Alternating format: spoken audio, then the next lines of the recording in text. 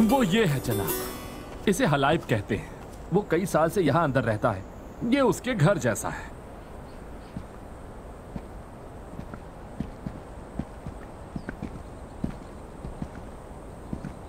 गार का एक रुख इस तरफ और दूसरा कले की तरफ से निकलता है।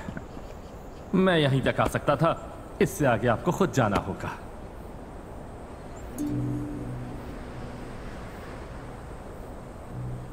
हिचकिचाए नहीं जनाब, अंदर चले जाएं, डरने की जरूरत नहीं। शुक्रिया।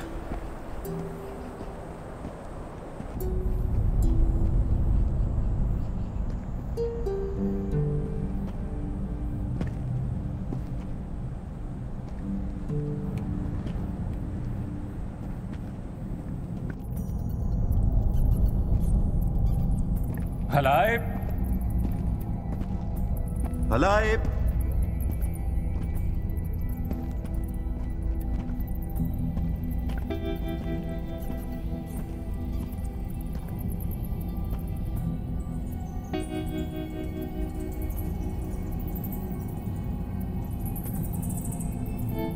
हलाइब,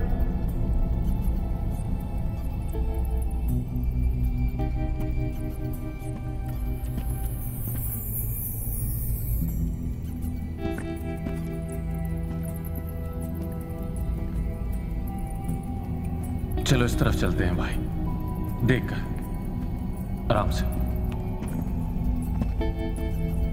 हलाइब, हलाइब,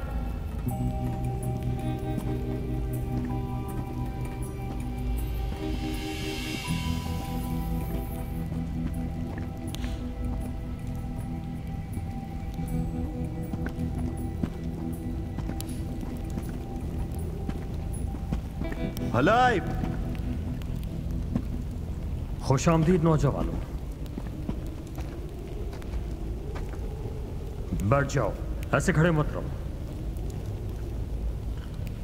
क्या तुम लोग हलाइब हलाइब नहीं पुकार रहे थे? मैं हूं हलाइब। माफ कीजिएगा, हम आपको तंग करने नहीं आए। आप बैठ जाओ नौजवानों, वहां बैठ जाओ।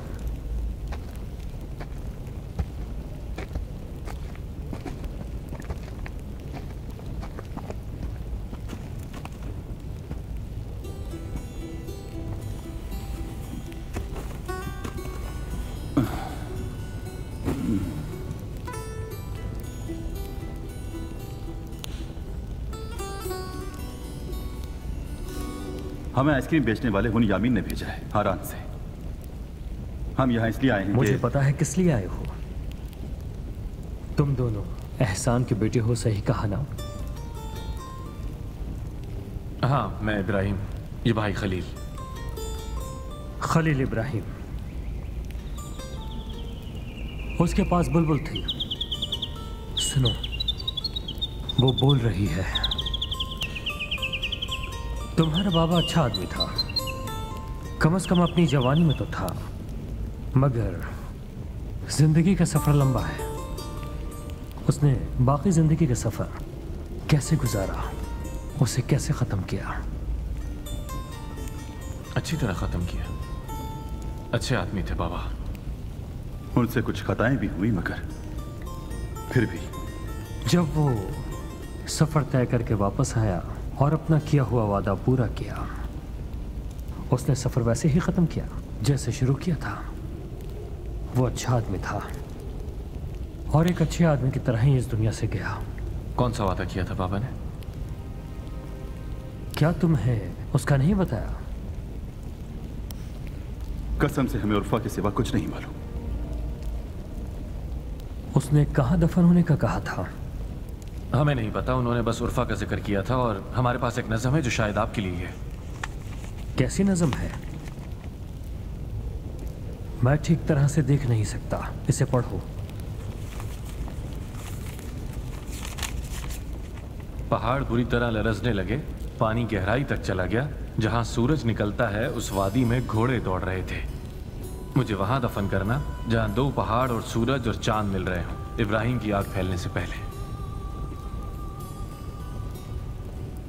ये नज़्म किस तरफ इशारा कर रही है हम समझ नहीं पा रहे। हो सकता है क्या आप जानते हो? ये मेरी नज़म नहीं है, तुम्हारे बाबा की है। तुम्हारे बाबा ने लिखा है इसे। तो आप जानते हैं कि वो कहां दफन होना चाहते थे? क्या हमें वहां ले जाएंगे या हमें बता दें, हम खुद चले जाएंगे? मैं कुछ नहीं बता सकता। क्यों नहीं? अभी नहीं बता सकता।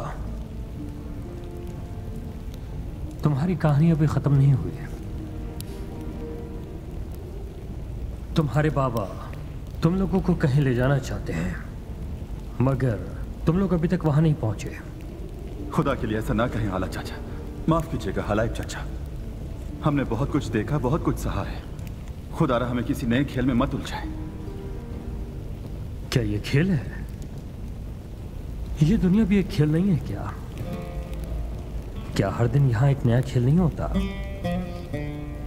रोज नया सूट नहीं पहनते, नई टाई नहीं लगाते, और एक नए आदमी बनकर दुनिया का तमाशा नहीं देखते?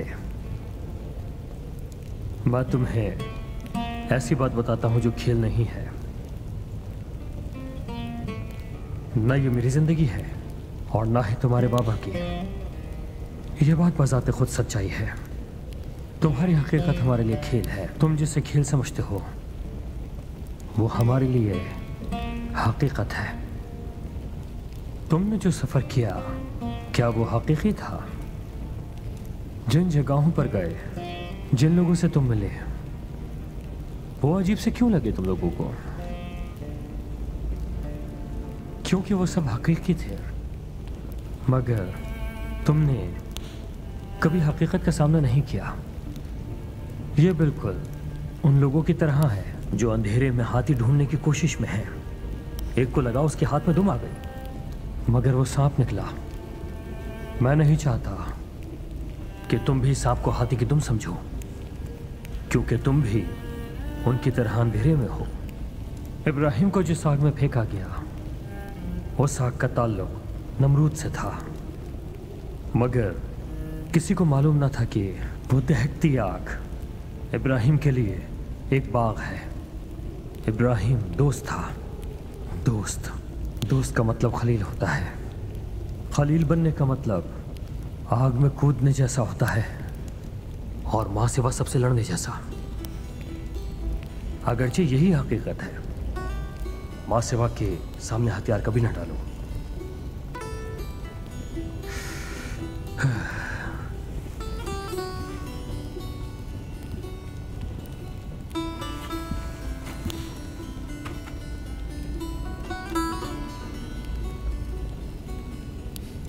मैं कोई खेल नहीं खेल रहा हूं, बाबा भी नहीं खेल रहे। तुम अपने आप को मुकम्मल करो, अपनी जात को तलाश करो, फिर मेरे पास आ जाना, ठीक है?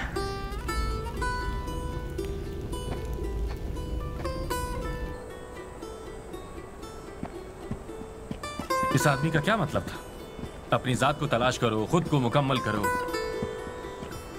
मुझे भी समझ नहीं आ रहा। बहुत देर हो रही है, बहुत। ये तो बच्चों का खेल बन गया है।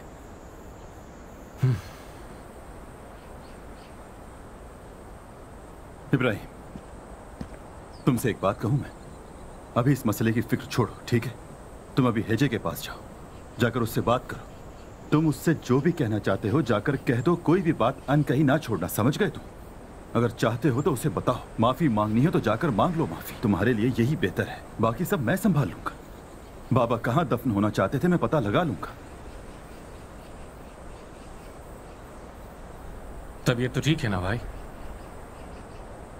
आप तो यहां सांस भी नहीं ले पा रहे थे, अब ये कैसी बातें कर रहे हैं? क्या ताल्लुक है सबका ही जैसे? यार इब्राहिम, तुम मेरी बात क्यों नहीं मान रहे? उसके जाने से पहले उससे मिल लो, बात करो। तुम्हें उससे बात करने का ऐसा मौका फिर नहीं मिलेगा। मैं जानता हूं कि वो लड़की तुम्हारे दिल में बसी है। हेजे भी कुछ महसूस करती है। किस तरह से वो तुम्हें देख रही थी।